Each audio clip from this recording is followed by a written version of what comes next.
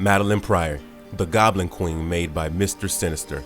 Marvel Universe has produced some of the greatest villains of all time, and a few of the X-Men series supervillains are a terrific example of this. Created by Chris Claremont, Madelyne Pryor of the X-Men series is a strong villain in the Marvel Universe. She is an evil clone of Jean Grey. She makes her debut appearance in Uncanny X-Men issue number 168. Madelyne Pryor, one of the X-Men's most dangerous opponents, has a long and tumultuous past with the men in the Summers family as well as her creator, Mr. Sinister, according to Krakoa's newest army of misfits, the Hellions.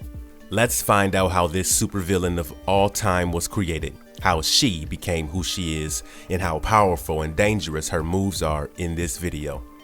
Before we go into our explanation, we have a very small request.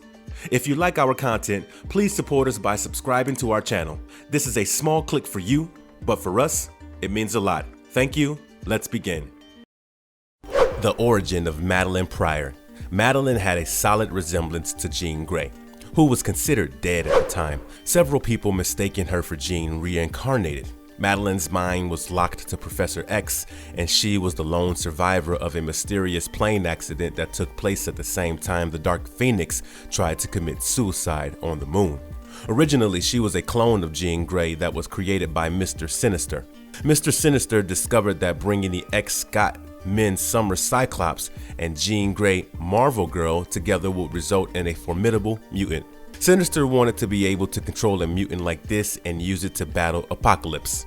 Sinister planned to have Madelyne and Scott have a kid who felt would be a genetically super mutant. Madelyne had no life and did not form any mutant powers as Sinister had planned when she reached puberty. As a failed experiment, Sinister abandoned Madelyne in her incubation tube.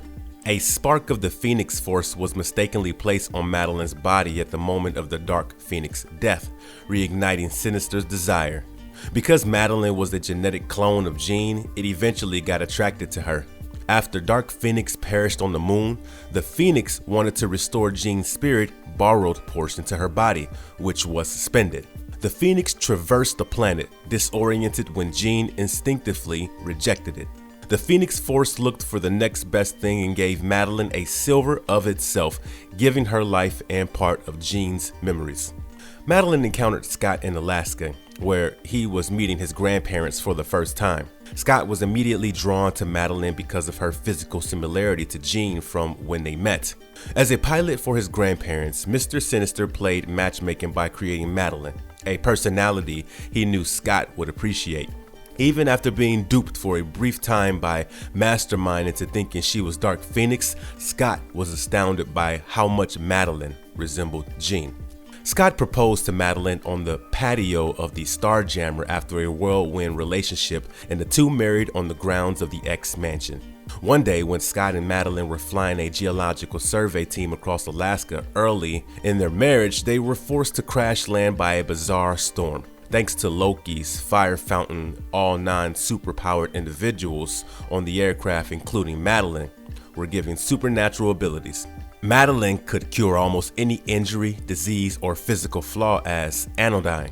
Because of Madelyne's miraculous healing abilities, Cyclops could also operate without his protective glasses. After his scheme failed, those who sit above in shadow command Loki to return everyone to their natural state. Loki revoked all of his bestowed powers, and everyone Anodyne had treated was likewise regressed. Madelyne said she was pregnant during the event. The becoming of Madelyne Pryor. After learning that Magneto had joined the X-Men, Scott rejoined them. Madelyne was left in the mansion while he went on assignments. After receiving calls from other X-Men regarding her well-being but not from her spouse, Madelyne believed that she and Scott were drifting apart. While Scott was fighting Fenris during Magneto's trial, Madelyne gave birth to her baby in the mansion's kitchen, whom she named Nathan Christopher Charles Summers. Nathan came from a suggestion implant by Mr. Sinister and Madelyne. Christopher came from Scott's father, and Charles came from his father figure. Their marriage got strained during their time away from each other. Madelyne despised Scott's frequent absence and that he continued to miss Jean. Scott only married her because of her similarity to Jean, and he left to be with her and the baby as he lost his quest to head the X-Men. Scott grew distant from Madelyne. often abandoning her in the middle of the night. Despite Jean's promises that he wouldn't be allowed back, Scott abandoned Madelyne and the baby Christopher to be with Jean and to help form X Factor in New York. Scott had abandoned their family and Madelyne was devastated. Maddie was recruited to fly a cargo jet to San Francisco for a significant sum of money and decided to bring Christopher along at the last minute.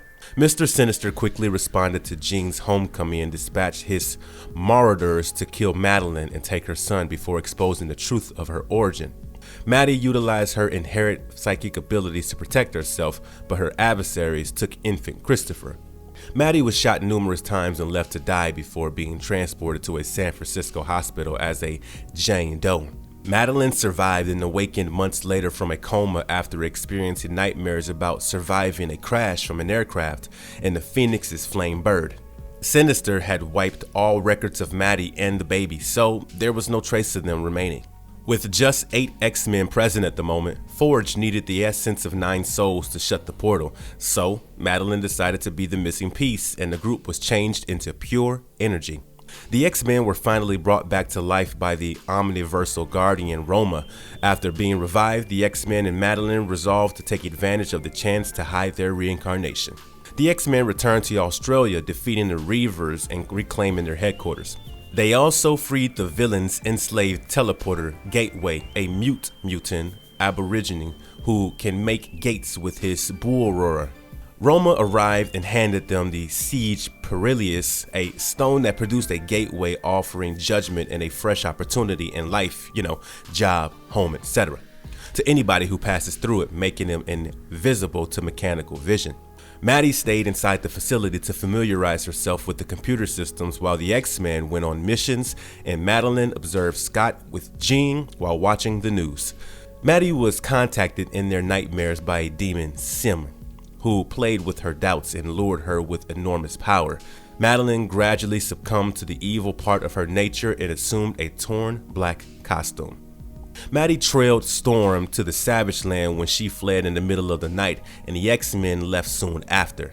Maddie was abducted and brought to Genosha with Jennifer Ransom and a newborn after responding to a bogus emergency call from the press gang and flying the plane for the Australian flying doctors. Sinister, a demon in captivity, tried to reach Maddie, but she urged him to try again later. The Genosha scientists couldn't decide whether Maddie was a mutant or a human, and when the Gen engineer arrived on to check her, Madelyne's latent powers had killed all the magistrates investigating her and destroyed her observation lab. They had also mentally attacked a representation of Dr. David Morrill himself. But Maddie had no memory of what had happened. When the X-Men arrived to save Madelyne, she had broken out from her cage and held the kidnapped child. Madelyne, lonely and enraged, began an affair with her brother-in-law, Alex. Some major turning points in Madelyne Pryor's life. She went to Jean Grey's grave, where she was discovered by John and Elaine Grey, who mistook her for their daughter. Maddie became enraged and transformed them into monsters. She traveled to the orphanage where Scott grew up after following a hint Sinister provided her regarding her son. She saw Sinister, who eventually revealed that she was only a clone manufactured by him to produce a child from the Summers bloodline and that she had already served her purpose. Sinister persuaded her to sacrifice the infant Nathan so that he could maintain the demonic presence on Earth. She reasoned that by doing so, she would be able to exact retribution on the ones who had wronged her the most, i.e., Cyclops and Sinister. She reverted to her original Madelyne Pryor form and persuaded the X-Men and that Cyclops and X-Factor were pursuing her child. Both squads engaged in combat. She captured Havoc and transformed him into her Goblin Prince. She was far more powerful than he had anticipated, and she managed to flee. The X-Men and X-Factor resolved to work together to combat the demons at one point, and they accomplished so, eventually destroying Sinister. Only the Goblin Queen remained after Ilyana Rasputin, aka Magic, managed to return all the demons to Limbo. She has tremendous abilities and represents a significant threat. She wrapped herself in Jean in an unbreakable telekinetic bubble at one point. Her hate for Jean drove her to decide to telepathically link the two of them and murder herself, allowing Jean to feel the full extent of her suffering. When she died, the Phoenix force that had invaded her body and all her memories were transferred to Jean. Jean inherited Maddie's memories and maternal instincts, and she and Scott were raising the child. Until Apocalypse infected him with the techno-organic virus, Scott had no choice except to send him to an unknown presence who guaranteed that the kid would live. This is how Cable came to be. Nate Gray was seeking a helping hand when he arrived on Earth 616 from the Age of Apocalypse, and he met Madelyne's ghosts on the astral plane. Celine, the Hellfire Club's Black Queen at the moment, recognized her and whisked her away to Paris. Celine dispatched Maddie to beat and capture Trevor Fitzroy, and she succeeded. Sebastian Shaw tested her when Celine introduced her to him as the new Black Rook, and she quickly passed by fighting the scribe of the London Hellfire branch and yanking Mountjoy from her. On the astral plane, she had a rendezvous with her son, Cable. She told him everything about himself and his birth. She invited him to join forces and control the world with her, but he politely declined. After that, he met with her and reconciled with his mother.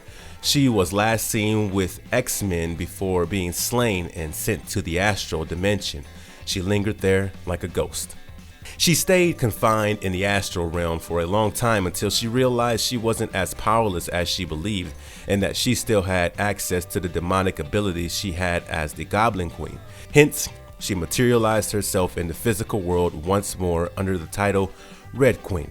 She began a sadomasochistic relationship with Empath as the Red Queen to learn everything she could about Cyclops' current companion, Emma Frost. She even fooled Cyclops into thinking she was Emma Frost and slept with him without realizing it.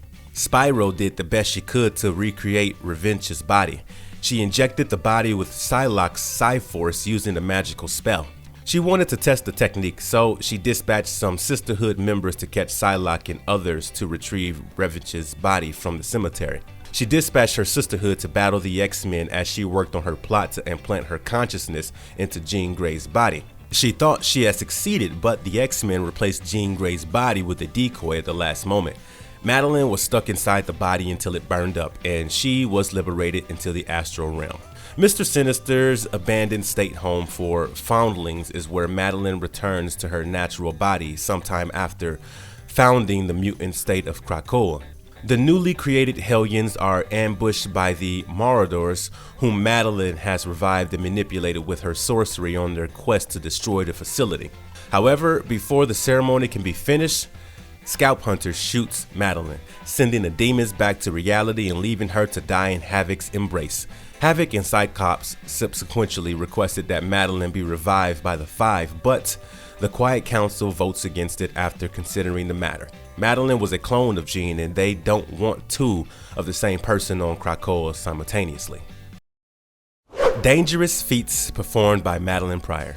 Madelyne, or Goblin Queen, sought to take the Beyender's power once more. She attempted to spread her evil across the multiverse by using her enhanced abilities and the nexus of all realities within Havoc's mind. Still, Havoc could defeat her, erase the Goblin Force from existence, and return the freed Madelyne to her home reality before he, too, returned home. After the last fight for control of Limbo's invading troops, Goblin Queen attempted to gain power and permanently open the gateway by sacrificing her baby son Nathan Christopher Charles Summers, or Cable, and some of the other children as a demonic sacrifice, but the X-Men stopped her. Mr. Sinister was sent to supervise a troublesome gang of mutants commanded by Quentin, or Psylocke. Sinister ordered them to close down one of his old cloning facilities in Havoc's orphanage. They discovered that Madelyne Pryor had returned, tortured, and enslaved Sinister's clone Marauder squad and used them as her zombified attack force in her as-yet-known plans. Pryor attempted to remove Jean Grey's body from her coffin to take over her body because she was a clone of Jean Grey made by Mr. Sinister and given life by the Phoenix Force. Still, the X-Men were able to exchange the bodies and Madelyne's return was postponed. After Pryor pledged to resurrect someone they had lost, Lady Deathstrike, Chimera, Spyro, and the Mastermind sisters joined her, and she even revived Quentin, or Psylocke, as an angry ghost. Though the Sisterhood was beaten and disbanded, the ancient entity, Archaea, would later rebuild them, freeing Pryor to plot her imminent return. After Madelyne was abandoned by her husband, the demons Sim and Nastor approached her. They offered her the evil power of the Goblin Queen, which she accepted while dreaming, but she would use the power and the pack to help discover her unborn son, the mutant who would grow up to become the man known as Cable. Madelyne's powers and abilities. Madelyne was cloned from Jean Grey's DNA. Therefore, she was effectively another version of Jean, with Jean's telekinetic and telepathic powers manifesting much later. Madelyne stated that, like Elizabeth Braddock, she could only be held in a body capable of harboring such tremendous psychic abilities, when she was a psychic ghost, equating her powers to Psylocke. Madelyne's telekinesis is strong enough to move, lift, and control massive objects, use her telekinetic talents to fire powerful, mental, concussive blasts, concentrate her psionic energy into a near impenetrable force barrier, and elevate herself to fly at high speeds. She can reality warp, which means bending the quantum strings that make reality within a localized area through precise telekinesis. She was blessed with significant telepathic abilities. She possesses the power to camouflage her existence and the presence of others from those around her. She can hide her existence from others and create a mental barrier around herself and others to safeguard their brains. She has other powers like mind control, mind possession, mind alteration, mind transferal, and mental detection. She can cause temporary mental or physical paralysis or induce total amnesia. Madelyne is capable of casting a wide range of primary and sophisticated spells. She can transfer her astral form into astral worlds or physical planes from her mortal body. She may teleport over significant distances by psychokinetically shunting herself in and out of the astral world. She can absorb psychic energy from the other psionic mutants.